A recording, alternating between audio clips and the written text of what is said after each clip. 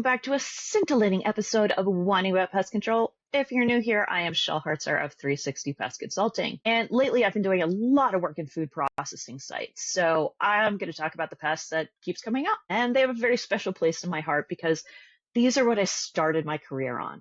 Today, I'm talking about stored product pests, and I'm drinking a very old wine, wine from really old grapevines, because stored product pests are really old. We've been dealing with them for a long time. So cheers.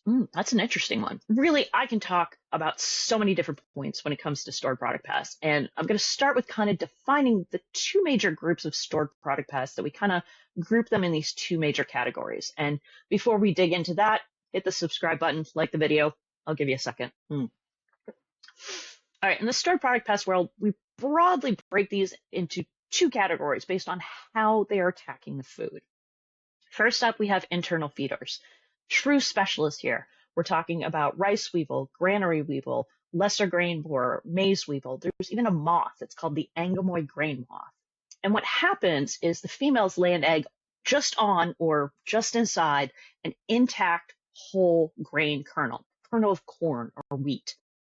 This means the larvae is going to hatch inside that little seed, and it's going to eat the kernel from the inside out before emerging out as an adult. So while the grain may look intact, it may be just this paper-thin shell of a kernel with the entire insides hollowed out. Okay, so that's our first group. The second group, we have the external feeders. These are Indian meal moth, sawtooth green beetles, flower beetles, cigarette beetles, all of the rest of them pretty much.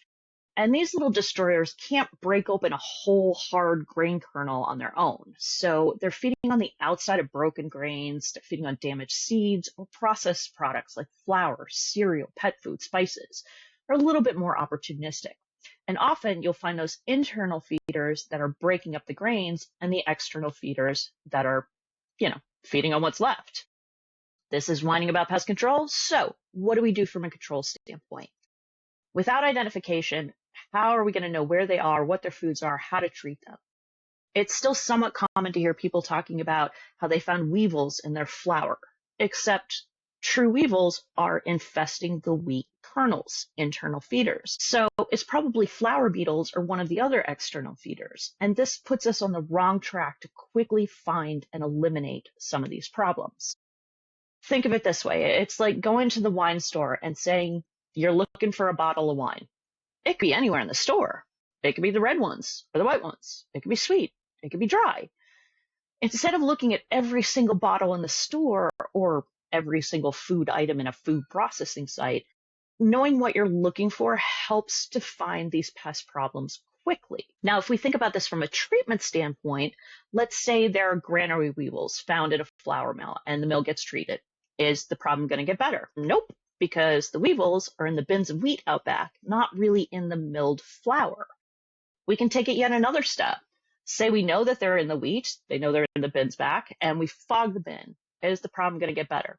Nope, because once again, we're not targeting them right. The fogs are contact insecticides. Sure, they're going to get to many of the exposed adults that are crawling around, but it's not going to do anything for all the larvae and pupae that are inside those individual kernels. They're protected in there from that fog now. This also applies to sanitation, knowing which foods might be a problem. Exclusion. Many of our stored product pests have native populations on the outside. And monitoring. Pheromones are going to be species specific. But really, we're going to save that for another episode because there's just not enough wine left in my glass for that. So until then, correctly identify that pest, because that way you're going to match it to its food group. You're going to protect the grains, protect the foods. And while you're at it, go ahead and pour your glass of wine while you inspect these food facilities. Okay, after you inspect the food facilities afterwards. And of course, you can always whine to me about your stored product problems. And until our next episode, cheers to our scintillating stored product pests.